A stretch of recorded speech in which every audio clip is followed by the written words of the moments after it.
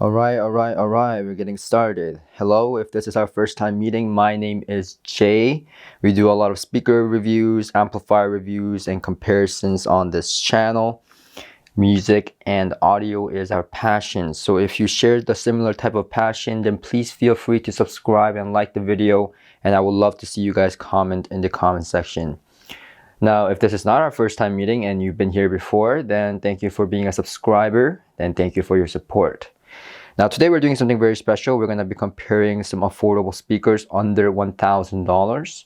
Now here we use the 5 bookshelf speakers, but at the end of the review, I'm going to throw in another speaker that's meant for a different purpose. That's why you don't see it here.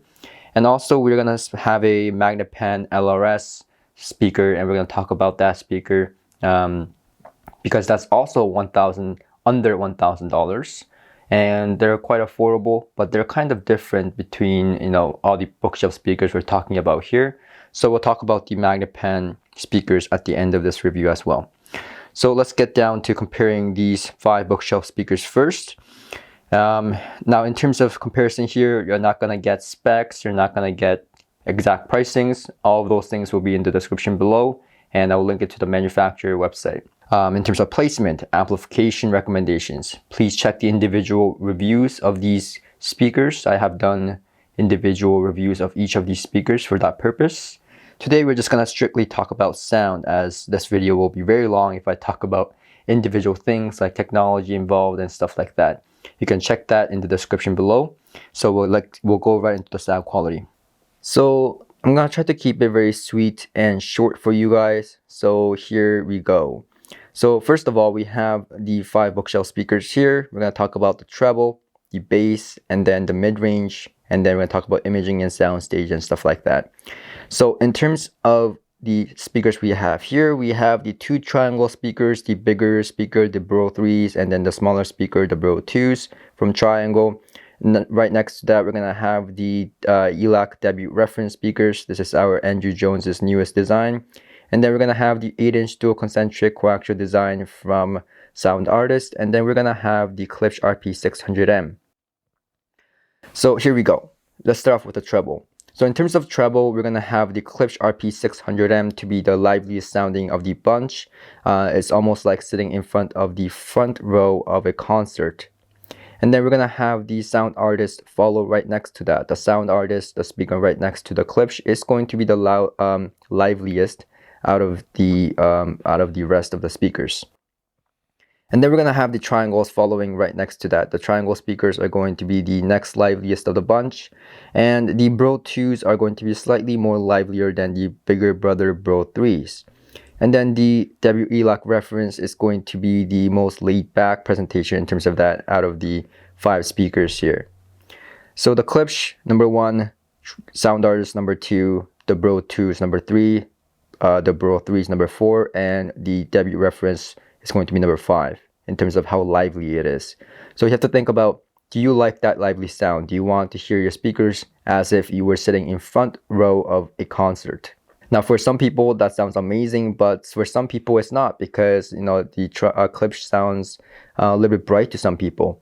So you have to think about, am I sensitive to that bright type of frequency? I know for a fact my friend Tujin is going to not like that. He doesn't like bright sounds. He wants more laid-back presentations, like perhaps even the Elac or the Triangle. So you have to think about the right balance here. Now for me, I found the Sound Artist to be very, very appealing in terms of the high frequency extension, how airy it is, and just the amount of dynamic capability here in terms of its high frequencies. So in terms of bass, the 3 speakers here are going to be the similar ones, and then we're going to have the Sound Artist and the Klipsch being a little bit more similar in that regard in terms of its bass regions. Now I'm going to talk about the sheer amount of capability to go down to the low frequencies, and then we're going to talk about the perceived bass response. So what I mean by that is, when a speaker can go down, it can go down. There's a difference between a mid-bass bloom and a speaker being able to go down, truly to, let's say 30 hertz or 20 hertz or whatever. So in terms of its capability to go down the lowest, the Sound Artist is going to be the one that's able to go down the lowest. And then it's going to be followed by the Elac reference, and then it's going to be followed by the Triangle. and then it's going to be followed by the Klipsch. So that's just the order of how low a speaker can go down. Well, in terms of actual bass presentation and how it sounds, the triangle and the debut reference is going to be the ones that sound the most full. And it's going to sound a little bit more bloomy in the mid-bass region. So it's going to sound a bit more visceral and more full sounding in terms of its bass regions. The sound artist, on the contrary, is going to be able to be the one that goes down the lowest, but the sound artist is not going to have that kind of mid-bass bloom or energy. In fact, it's going to be quite clean in that regard, so it's going to sound a little bit less bassy than the other speakers mentioned here. On the contrary, these are going to be the ones that are capable of truly going down to the low frequencies, in my opinion. And then we have the Klipsch RP600M, which can't go down as low as the other speakers mentioned here, but the mid-bass is going to be the fastest and the punchiest and most dynamic of the bunch. So here you have to ask, do you want a speaker that can truly go down to the low frequencies, or do you want a speaker that is a little bit more bloomy and full sounding and warm sounding right up to the mid-bass region? Or do you want a speaker that is just pure dynamic and, concert-like experience in terms of its bass output? So in terms of its mid-range presentation, the Sound Artist and the Klipsch RP600M is going to be quite similar in that regard. It's going to sound a little bit more lively, more forward, much like a concert experience, and it's going to sound a lot more holographic, especially with tube gear. So just the way it looks, both of these are horn-loaded speakers, and so when they're horn-loaded, it's just going to be just project in a different way. So these speakers are going to sound a lot more like, you're right there in a concert. And then here we're going to be followed by the, Elac, which is going to be the most laid back of the bunch. So in terms of the mid-range presentation, it's going to be less forward. It's going to be a little bit more laid back in presentation. And although it's going to be the most audiophile of the bunch in terms of how it sounds, it's going to have a little bit of warmth to it. And then we have the triangle following right next to that, which is going to be slightly less warm in that regard in the mid-range region, but it's still going to be warm. And so here we have three white speakers a little bit on the warmer side of neutral in terms of how the mid-range presentation is. And then we're going to have the two speakers which are going to be a little bit more on the lively side. So if I have to pick the one that's right down the middle, the triangles are going to be the ones that are going to be right down in the middle in terms of how warm or lively it sounds.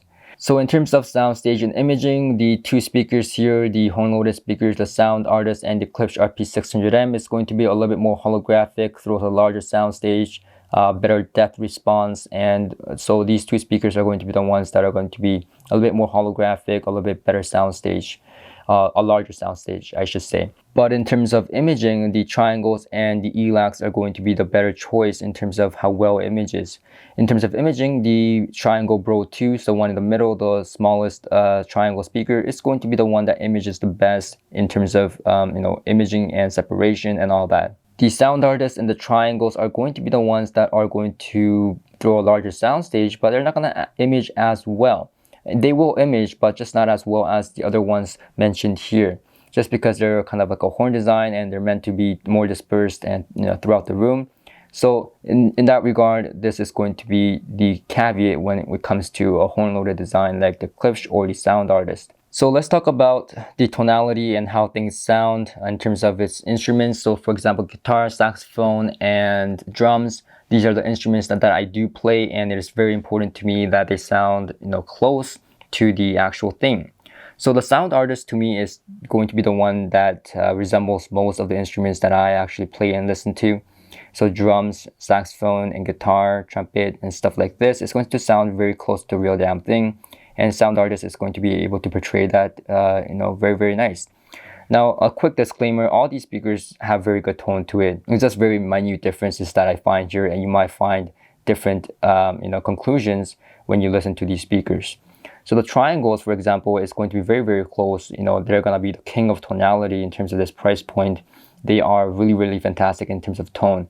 Just that the Sound Artist is just ever so slightly better in my opinion, just because it has a little bit more holographic and air to the instruments. And then we're going to have the Elac debut reference, which is going to be the most audiophile sounding speaker in terms of its instrumental presentations. It's going to sound a lot like listening to a point source system, and don't get me wrong, it sounds fantastic. It sounds almost like the damn real thing as well. It's just very minute differences. And then the Klipsch RP600M, and a lot of you are going to argue that this is going to be the best one when it comes to actual music representation. And I can't argue with that. It has great tone to it as well. Just my preference here is going to be the sound artist in terms of his tone. So like I promised, I'll throw in the extra 2 speakers. So the PSB P5 speaker that you see here is a speaker that I reviewed recently, and the review will be in the description as well.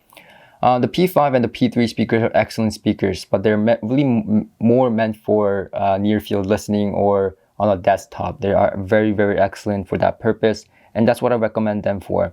They're great in stereo system as well, but personally, I think they're a little bit too on the smaller side. So unless you have a really, really small room, this speaker is really suited for near field and desktop. And you probably know I can't recommend a lot of speakers for desktop or near field, purposes, because, or in confined spaces, I should say, because they get too bloated or their frequency response just goes wild.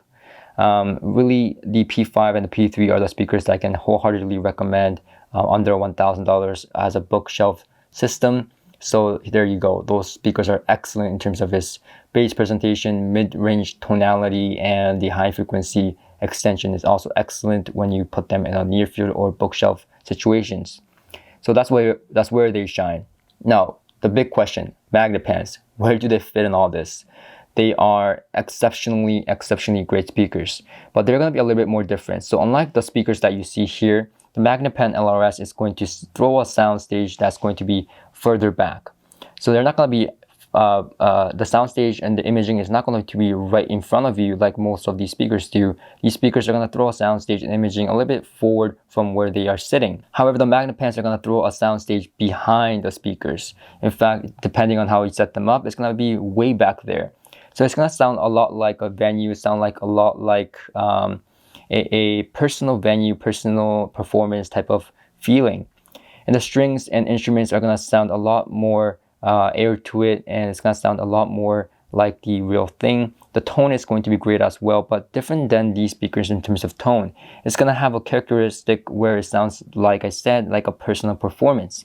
So yeah, it's going to sound like she's like right there in the room. It's going to be very, very reminiscent of the damn real thing. And in terms of bass, which is a big question mark in terms of Magnepans, I think it's a misconception that there's not enough bass with Magnepans. I've never had that situation with Magnepans. When you set them up properly, have the correct amplification, they're going to sound excellent. The other caveat with Magnepan is that you need to have the right amplification to make them sound right. So if you don't have the right amplification, it's just not going to sound right. So once you do get them to sound right, they are going to be fantastic speakers, but they are going to be the most finicky in terms of placement out of all these speakers here that I've mentioned. So if you want to go down the Magnepan route, then you do need to think about amplification and need some breathing room for the panels to work properly.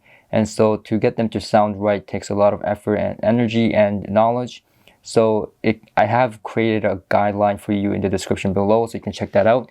But all in all, it's a very fantastic speaker. It's a very different presentation from a bookshelf speaker, and you have to like panel speakers to know, what the Magnepans are all about. So there you have it. So that's the Magnepan LRS for you. It is a fantastic deal, but again, it's going to be a little more finicky with amplification and placement.